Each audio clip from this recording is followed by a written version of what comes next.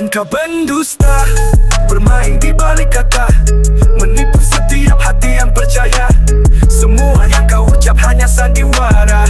Kini ku tahu semua kau hanya pendusta. Mulyono, Mulyono, Mulyono. IMIP ini. Nah, kalau semacam ini pada saat itu mereka adalah para pejabat, dan sementara pada saat ini mereka juga masih menjabat menteri. Nah, seharusnya mereka, kalau sekarang Bandara Morowali itu dianggap ilegal dan mereka masih menjabat di sana, apa tidak seharusnya dinepalkan oleh Presiden Prabowo sebelum dinepalkan oleh rakyat, ya? Apa seperti itu, ya. Kesatria lah, jangan hanya bacot di muka umum saja seolah-olah kesatria, seolah-olah pahlawan, seolah-olah nasionalis, padahal para pengkhianat, para maling, para rampok, para bajingan yang begitu terang-terangan. Dan Presiden Prabowo tidak perlu menutupinya. Silakan diproses secara hukum karena ini sudah terkuak ke publik, ya, dan juga sudah dinyatakan secara jelas. Jadi harus konsisten lah. Pemerintahan Prabowo harus konsisten. Tapi mau konsisten bagaimana, ya? Sebab apa? Sebagai penegak hukum terutama, ya, salah satunya adalah Polri. Demikian bobroknya Polri ini, sampai-sampai harus direformasi.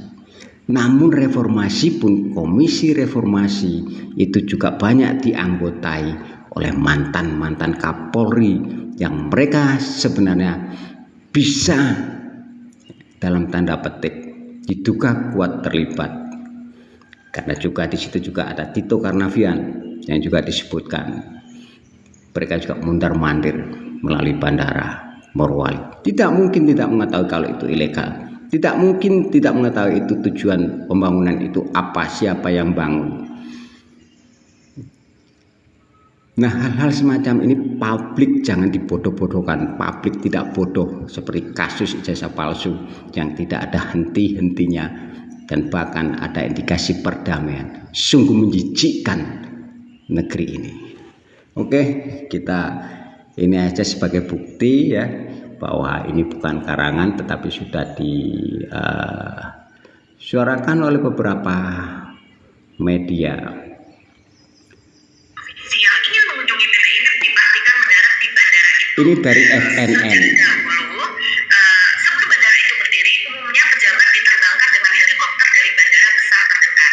Tercatat di laman PT IMIP, Menteri di era Presiden Joko Widodo seperti Luhut Panjaitan, Panglima TNI Jenderal Hadi Cahyanto, Tito Karnavian mengunjungi PT IMIP via bandara IMIP.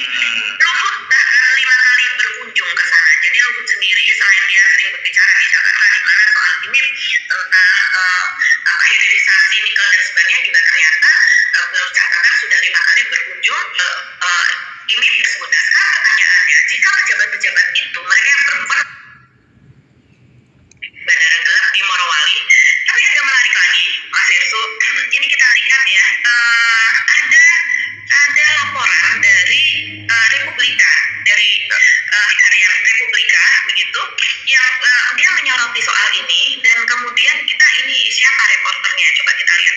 Kita harus kasih ini, ya, atribusi lah kepada reporter yang sudah jauh-jauh ke sana gitu. Ini judulnya adalah menengok langsung bandara gelap, dalam tanda kutip bandara gelap di Morowali. Ini reporternya Stevi Maradona dan Erik Purnama Putra. Laporannya cukup panjang, teman-teman bisa membaca sendiri begitu, ya, tapi saya ringkaskan coba, ya.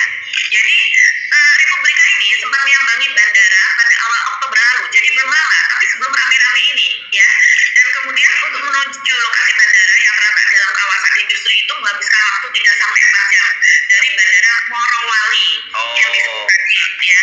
Dan kemudian dia mengisahkan bahwa untuk menuju ke sana ini berupa perumahan warga yang berjarak terpisah-pisah di tepi jalan, melewati perkebunan, melewati pertambangan kecil.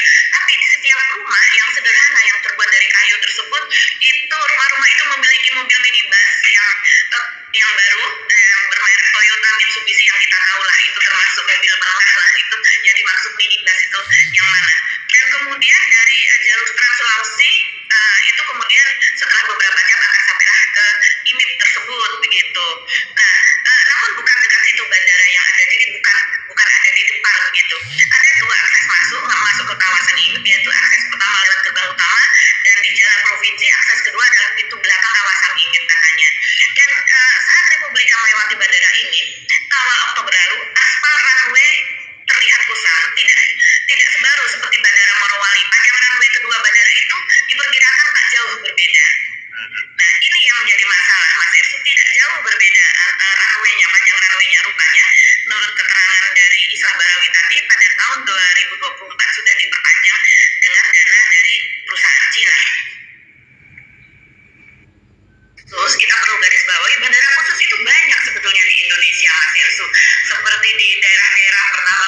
yang kemudian akses jalan daratnya itu masih belum mencukupi atau masih belum layak, itu biasanya perusahaan-perusahaan besar, kawasan industri dan sebagainya membangun bandara khusus. Tapi tentu saja bandara khusus ini tidak boleh langsung melakukan penerbangan ke luar negeri.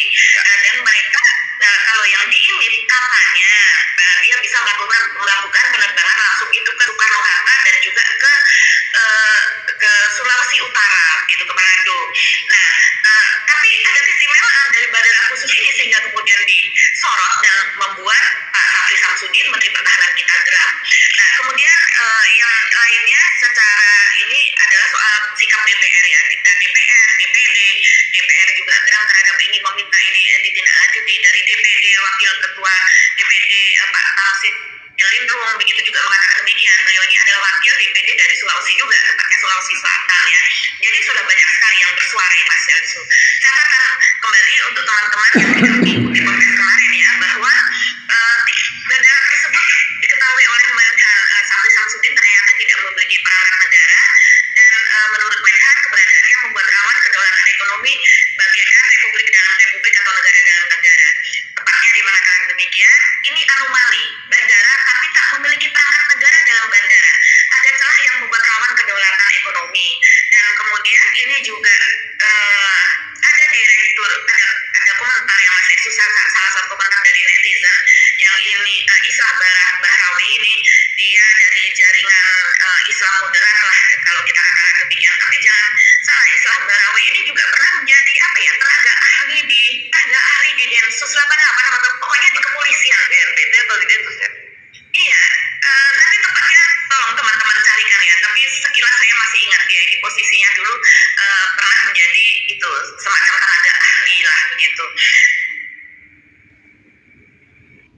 Yang $10 begitu ya, saya kurang jelas itu per apa. Sementara harga di kita itu hanya berapa, di bawah $10 gitu. Jadi memang luar biasa sekali zolimnya ketika itu, dan dia menceritakan bagaimana kedatangan orang-orang PKA dari Cina itu begitu. Bahkan itu masih ingat nggak? Jadi ada waktu-waktu tertentu yang mereka berdasarkan sistem keimigrasian kita, mereka seharusnya sudah selesai masa bekerjanya. Bahkan banyak yang tidak memiliki keterangan untuk bekerja, jadi hanya semacam pendatang saja seharusnya, tapi kemudian mereka stay terus gitu.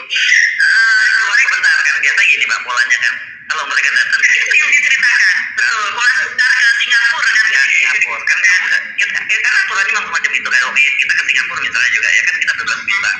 Itu kan kita 30 hari di Singapura punya boleh tinggal gitu. Tapi kalau kita nyebrang ke Johor aja sebentar, terus pulang lagi ya udah bisa berpanjang lagi. Nah itu yang pola yang dilakukan oleh orang-orang Cina ini.